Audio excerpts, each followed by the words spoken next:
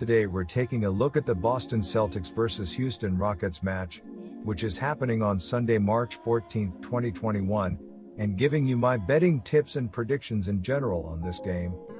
Welcome back to High Stakes. Let's get straight into it. Also, don't forget to subscribe to get notified as soon as we release these sport prediction videos.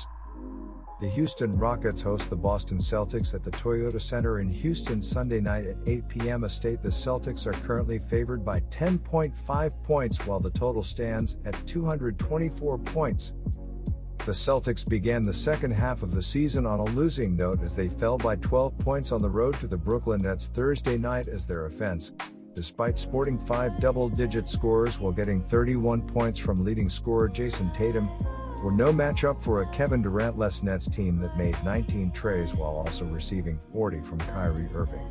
Jaylen Brown along with Kemba Walker struggled, finishing a combined 10 to 35 FG along with a dismal 4 to 19 from deep, as the Celtics halted a 4-game win streak with the defeat. Boston also failed to cover as 2.5-point dogs and are just 2 to 4 ATS in their last 6. Overall, the Rockets extended their current losing streak to 15 games after falling on the road versus the Utah Jazz by 15 points in the second of a back-to-back.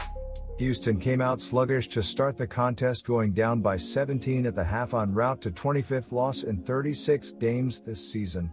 Houston shot just 37% as a team while making just 9 of 43 attempts from long range as Kevin Porter Jr. led with 27 points and 8 assists on 11 to 25 FG. Victor Oladipo, Christian Wood, Daniel House Jr., Eric Gordon, along with John Wall were not in uniform for the contest. Despite the loss, the Rockets were able to halt a losing skid against the spread, winning as 19-point underdogs to move to just 2-8 in their last 10 games. Houston has picked up outright wins in 7 of 10 meetings versus the Celtics, including going 4-1 SU in their last 5 at home. However, Boston is 6 to 4 ATS in their last 10 matchups while covering the number in 3 of 5 roadies versus the Rockets. While the Celtics had their 4-game winning streak snapped with a 121-109 loss to the Brooklyn Nets on Thursday, they welcomed back perhaps their most vital contributor in guard Marcus Smart, who had missed 18 consecutive games with a calf injury.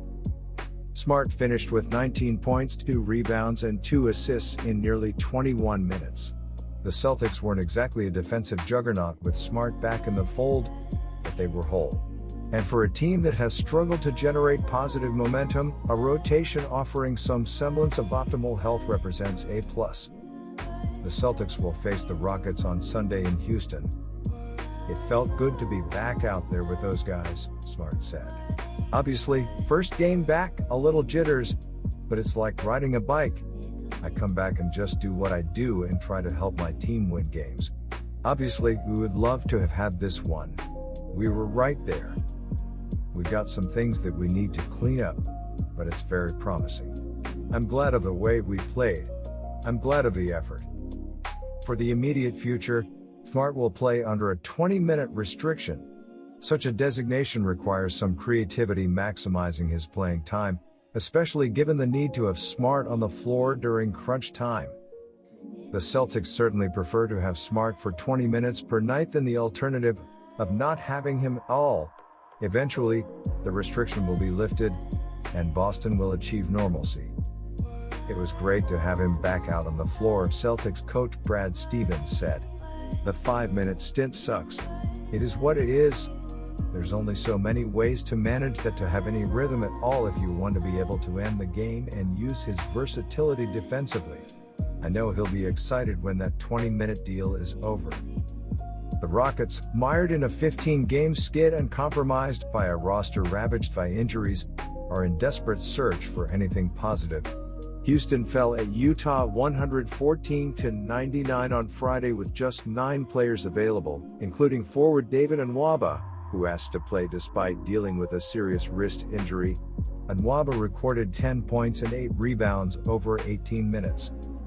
Perhaps taking a cue from that individual effort, the Rockets delivered a spirited second-half rally against the team with the best record in the NBA, slicing a 26-point third-quarter deficit to 94-90 in the fourth. Central to that comeback was the play of guard Kevin Porter Jr., who made his first start in his second game with Houston, posting 27 points with 8 assists. Porter, acquired from Cleveland on January 22, dominated in the G League following his acquisition. Thus far, his time with the Rockets has delivered on expectations. He's composed for a young kid. He doesn't get too high too low, Rockets coach Stephen Silas said. And that's a steadying influence on the rest of the group when you have a guy who has the ball in his hands most of the time. Him playing in that manner and not getting rattled by the opposing team.